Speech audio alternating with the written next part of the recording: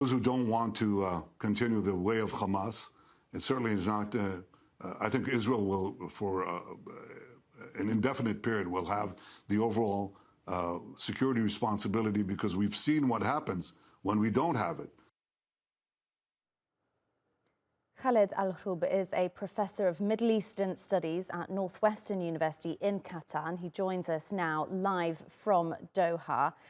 We heard from Mr. Netanyahu there. I wonder what you think he means by those comments, and whether you think an Israeli governance would be accepted by Palestinians and the international community. Of course not. And first of all, let me say something, because I was watching these images coming from Gaza after 1 month of this genocidal war. I guess as an academic and in different media and university circles, we are witnessing one of the darkest pages in modern history, in the sense that we are watching the first live genocide ever, maybe that took place in history. We teach genocidal wars after in the past. We maybe after years of time, or the passage of time, but now we are watching this live as your images coming from Gaza Strip. So this is amazing. Now back to your question, I think neither the Palestinians nor the Arabs in the surrounding countries would accept any Israeli reoccupation of the Gaza Strip. And even this idea is highly controversial within Israeli circles.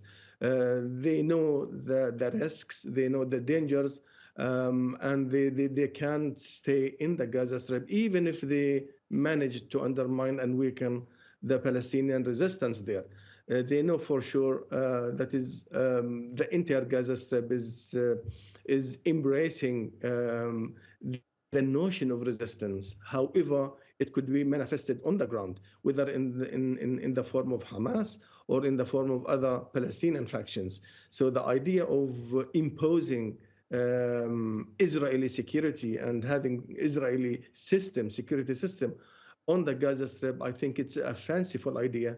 And what I can read in Netanyahu's statements and other Israeli officials, that they have no strategy, no clear strategy, no end game plan. They plan as they go, as they move, and as maybe the feedback from the ground is coming back to them. So these plans and these views, and we have been hearing different opinions and strategies, if you like, but many of them are contradicting each other.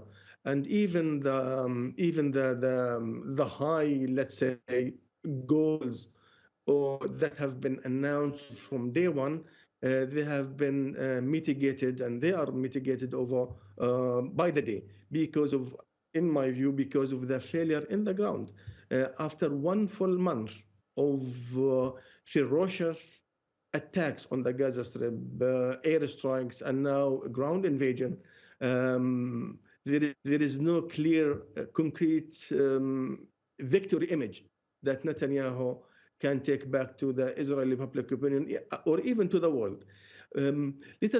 Let's remember, the Americans, when they invaded Iraq in 2003, and even in 1991, before that, they bombarded Iraq less than 1 month before they conducted the ground invasion.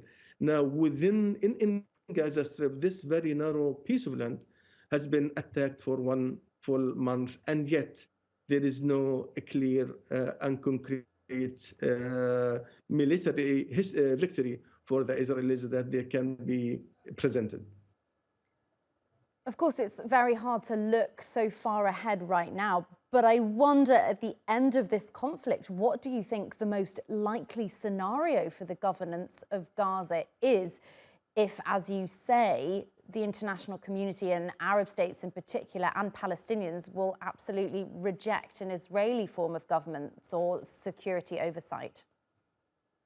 Yeah, so the first scenario, which is Israeli reoccupation of the Gaza Strip, I think is ruled out. Maybe they can stay for a few weeks, a couple of months, but at the end of the day, this will end and they will never bear the consequences. The second scenario is to have maybe, as proposed by the Americans and the Israelis, a group of Arab countries and Muslim countries to run the Gaza Strip. And this, again, has been rejected by the Palestinians and by the candidate countries to do this. I think this is in terms of political reputation, in terms of positioning themselves in the region and in the eyes of many people. I can see no Arab country either able or willing to go and do this task. So this scenario is again highly questionable. Another one that was presented, I think, here and there, even to have some NATO and maybe European presence.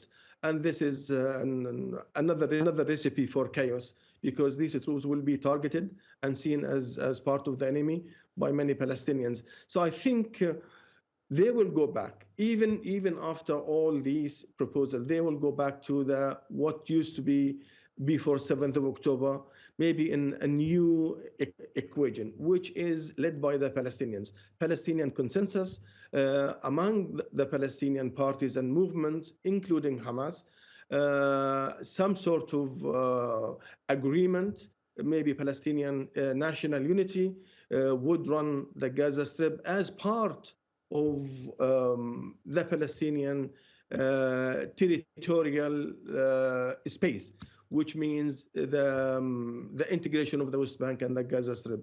I think either if this was not concretely presented and offered on the table at the moment, this is the only viable exit strategy for the entire situation, which is, again, to leave the Palestinians deal with the situation. This is their land and this is their future and this is their people. And without maintaining the division that has been characterizing the status quo between the Gaza Strip and the West Bank and maintained by Israel. So Israel's strategy is to keep this split. And many Palestinians now in the West Bank and even the Palestinian Authority and in the circles of Hamas and around Hamas, they debate and they discuss and they say loudly that this is the only way forward, which is to have a collective Palestinian will and political system that takes things forward. Khaled Al-Hroub from Qatar, from Doha, thank you so much for joining us.